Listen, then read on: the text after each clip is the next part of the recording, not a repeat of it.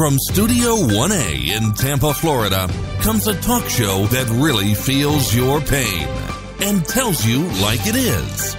We love America and all that freedom-loving Americans want to protect. Live from coast to coast and on your radio, it's For the People with Keith Allen. We'll help you survive this thing called life. We're for the people. Whatever your source of stress or strife, for the people is there. Well, hello, Mr. and Mrs. America. I am Keith Allen and proudly welcoming you to this edition of For the People on a July the 27th, 2018. Man, this month has really wound down. Wow, we're just wrapping it up, and didn't we just get started? Just amazes me. The back-to-school thing is going on here, getting school clothes. Kaylee's going to high school this year, which is just unbelievable. Kaylee has been doing awesome in school and enjoying a very restful, relaxed summer. I think she's relaxed a whole lot more than me or most people, but doing what she just loves to do. She's an artist at heart. She likes to create things, and she's just a very creative soul. But she's going to high school, and we're talking about things like cars, careers, colleges, and all this exciting thing. And my baby's grown up. Can you relate? Are you a grandparent out there seeing your grandkids grown up, your own kids grown up? But it just, man, it just floors me. Billy Graham, the late evangelist, Reverend Billy Graham, when asked about what most surprised him about life, and he said, the brevity of life. Seriously, it's just, time is precious, man. The summer's been terrific. Back exercising full speed ahead, did 16.5 miles, 30-something miles this week already, so back into my routine and feeling like $1 million, man. Exercise is a great de-stressor, but you got to find something that you like. Some people walk, some people swim, some people jog, ski, basketball, golf. You got to find something that you like, but you got to move that body. It's meant to move. Bad things happen when you don't move it at all. And I know some of you got arthritis, and some of you just plainly just don't like exercise, but I'm here to tell you it is definitely not understated. So, a lot of us like recognition occasionally. Some of us don't get enough recognition. And yes, we're talking about our president here. He was in Kansas City on the 24th and at the White House speaking today about some of the same things he was talking on the stump in Kansas City at the VFW headquarters. And it was a great speech, but in his own words, we'll be able to hear some of that today and this morning from the White House. But there is some great numbers that I just wanted to boast about just a little bit here and mention a few things because there's so much skepticism. People are skeptical of this president. It would make you feel like we have an inept president if you watched any of the major networks such as CNN, NBC, CBS, of that like, PBS, included, other than Fox News Channel. I just don't know any other cable news networks. And there's one thing, you can be critical. You can ask questions. I'm not here to say that they don't have a right to ask questions. Questions are good. We teach voiceovers here when we're not doing the radio show, and we say it's not what you say, it's how you say it. They never said the things that they say about this president, Donald Trump, that they ever did with Barack Obama. Ever, ever, ever. The nastiness, the type of questioning, and how they go about drilling him into a corner here. And I got to just be honest with you, Stormy Daniels, in whatever relationship that he had or didn't have before he got into the Oval Office, I could care less. that just drives me crazy that people are so consumed about the sexual antics of Donald Trump before he got in the White House. My concern is if he's not doing these things in the White House, like Bill Clinton, Slick Willie, he's not doing those things. I could care less. What I do care about is the U.S. economy. The numbers are out today. It grew by 4.1% in the second quarter of 2018, and it's marking the fastest economic expansion in nearly 4 years. All right? That's a pretty big deal. And the unemployment for blacks, Asians, whites, whatever color you are, is the lowest it's been in over 50 years.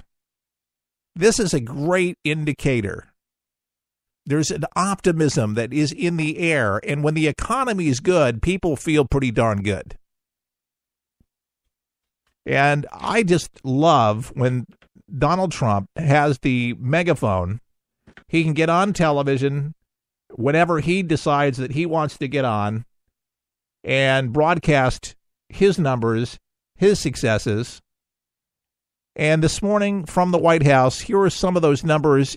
Because, listen, what we do here when we play more than a soundbite, if we were doing a daily show, we would do some of the sound bites, but we got to make up for a whole week worth of stuff. The mainstream media will not run as much as we run.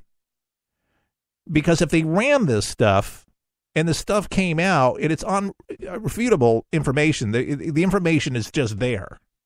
Okay? When you get the Labor Department, you get the unemployment numbers from across the country, and to see what's happening with folks going back to work, paying taxes, and all the other things with the tariffs and the farmers, just good things are happening. We need to hear more of these good things. People that are in the know, people that listen to radio shows like mine, like Sean Hannity's. I like Sean Hannity's broadcast. There's a handful of shows. That's about it. That are worthwhile to actually just tune in. I always said if I was going to do a radio show, it would have to be a broadcast that I would want to listen to. Don't put me to sleep. There's got to be something more than just having a good voice. Donald Trump in the White House. The United States economy grew at the amazing rate of 4.1%. We're on track to hit the highest annual average growth rate in over 13 years. And I will say this right now, and I'll say it strongly, as the trade deals come in one by one, we're going to go a lot higher than these numbers, and these are great numbers. During each of the two previous administrations, we averaged just over 1.8% GDP growth. By contrast, we are now on track to hit an average GDP annual growth of over 3%, and it could be substantially over 3%. Each point, by the way, means approximately $3 trillion and 10 million jobs. Think of that. Each point, you go up 1 point. It doesn't sound like much. It's a lot. It's $3 trillion and it's 10 million jobs. If economic growth continues at this pace, the United States economy will double in size more than 10 years faster than it would have under either President Bush or President Obama. Perhaps one of the biggest wins in the report, and it is indeed a big one, is that the trade deficit, very dear to my heart because we've been ripped off by the world, has dropped by more than $50 billion. $52 billion to be exact. It's dropped by more than 50. Think of that. The trade deficit has dropped by more than $50 billion. And that's added and adding 1 point to GDP. That's a tremendous drop. We haven't had a drop like that in a long time. You have to go back a long time before you find it. By increasing growth to 3% over the next 10 years, that would mean 12 million new American jobs and $10 trillion of new American wealth, at least. And that's not including the fact that since I was elected, we've created approximately $7 trillion of new wealth. The year before I came into office, private business investment grew at only 1.8%. Last year, it jumped to 6.3%. That was my first full year. We had to do a lot of things to get it to grow. And this year, it's growing at 9.4%. So that's a very tremendous increase. There hasn't been an increase like that in many, many years, decades. And I think the most important thing, and Larry Kudlow just confirmed to me along with Kevin Hassert, that these numbers are very, very sustainable. This isn't a one-time shot. I happen to think we're going to do extraordinarily well in our next report, next quarter. I think it's going to be outstanding. I won't go too strong because then if it's not quite as good, you'll not let me forget it. But I think the numbers are going to be outstanding. We've accomplished an economic turnaround of historic proportions. When I came into office, 1.5 million fewer prime-age Americans were working than 8 years before. We had lost almost 200,000 manufacturing jobs under the previous administration, and you all know, they say, well, you have to lose manufacturing jobs. It'll get worse and worse. Manufacturing jobs are obsolete. No, they're not obsolete. They're the greatest jobs we have. More than 10 million additional Americans had been added to food stamps past years. But we've turned it all around. Once again, we are the economic envy of the entire world. When I meet the leaders of countries, the first thing they say invariably is, Mr. President, so nice to meet you. Congratulations on your economy. You're leading the entire world.